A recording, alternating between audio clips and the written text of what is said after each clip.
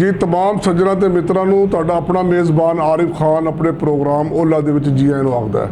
नाज़रीन, अज दे इस प्रोग्राम दे विच मेरी गुफ्तगू दा जिहड़ा अनवान है वो चीफ ऑफ आर्मी स्टाफ जनाब सैयद आसिम मुनीर साहब दी स्टूडेंट दे नाल गुफ्तगू और नौजवान नस्ल दे नाल उन्हां दा खिताब जिहड़ा है वो बड़ा अहमियत दा हामिल है। मैं समझदा कि चीफ ऑफ आर्मी स्टाफ दा ये इकदाम यकीनन नौजवानों दे विच अफवाज पाकिस्तान की मुहब्बत नूं मज़ीद उजागर करने दे विच अपना किरदार अदा करेगा।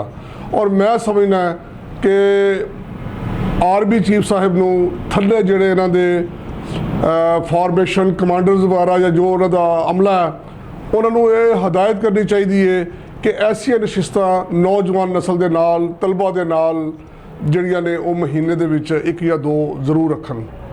मैं समझना है कि पाक फौज के इस इकदाम के नाल एक तो नौजवान नस्ल नूं पाक फौज की अहमियत समझण दे विच बहुत आसानी होएगी।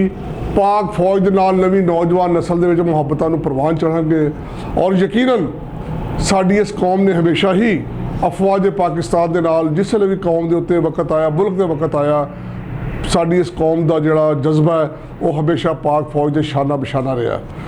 कभी भी दुश्मन ने साढ़े ते कमज़ोर जांचते हुए सानू जिसले कभी भी हमला किया या इस इम्तिहान लैन की कौम की कोशिश की है तो इस पाक फौज दी जड़ियाँ ने वो कुर्बानियाँ की एक बहुत लंबी दास्तान है। ये अफसरां ने और ये जवानों ने अपनी जाना का नजराना दे के इस मुल्क के सरहदां की हिफाजत की। कभी इस कौम के उत्ते कोई वड्डी आफत आई, कोई जलजले आए और तारीख इस गल की गवाह है कि इस अफवाज पाकिस्तान के जवानों ने अफसरां ने अपना दिन रात कुर्बान करके और इस कौम दी मुश्किलों के विच उन्होंने आसान करने दे विच अपना किरदार अदा किया। कौम नूं हमेशा अपनी फौज के उत्ते फख्र है और रहेगा। मैं समझना कि साडी ये कौम जिहड़ी है इसने हमेशा अफवाज नाल मुहब्बत की है और चीफ ऑफ आर्मी स्टाफ का इकदाम यकीनन मुहब्बतां नूं परवान चढ़ाएगा। नाजरीन, इत्थे मैं एक गल दा होर इजाफा करना चाहना कि बाज़ दफ़ा साढ़े कुछ ना आकपत अंदेश लोग इस मुल्क च रहने वाले इहदा नमक खान वाले वो जिस वेले अपने मजमूम मकासद पूरा करने वास्ते पाक फौज से तनकीद करते हैं तो यकीनन वो दुश्मन नूं मदद दे रहे होंदे ने। मैं समझना कि जिसनों इन्हां दे नाल इख्तलाफ है वो हिंदुस्तान की फौज को चला जाए, किसी होर दुश्मन मुल्क की फौज को जाए, उन्होंने अंदाज़ा होएगा कि इस मुल्क की कदर कीमत की है। और याद रहे कि यह जो मुल्क है ये लखां शहदा की कुर्बानियां का समर है। ये हज़ारां मावां भैणां दियां इज्जतां कुर्बान हुईयां। बहुत दर्दनाक दास्तान इस मुल्क की। इस मुल्क नूं कायम रखने वास्ते जिहड़ा सानू हर पाकिस्तानी नूं अपना किरदार अदा करना पेगा। नाजरीन, आए शुक्र अलहमदुलिल्लाह कि यह मुल्क जिहड़ा साडा मजबूत है, ताकतवर है, इहदी अफवाज ताकतवर ने और इस फौज की ताकत की वजह तो दुश्मन नूं हिम्मत नहीं पैंदी कि वो सरहदां दे उत्ते बुरी निगाह पावे।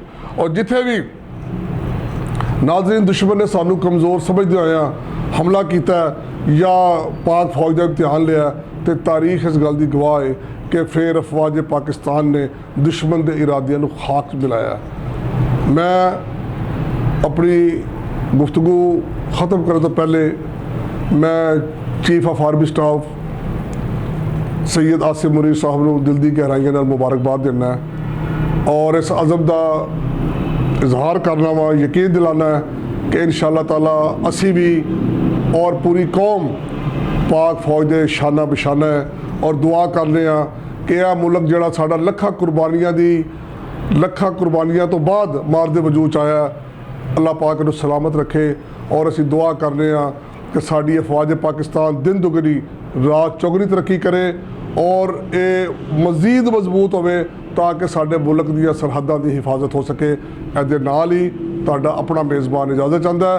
अगले प्रोग्राम तक रब राखा।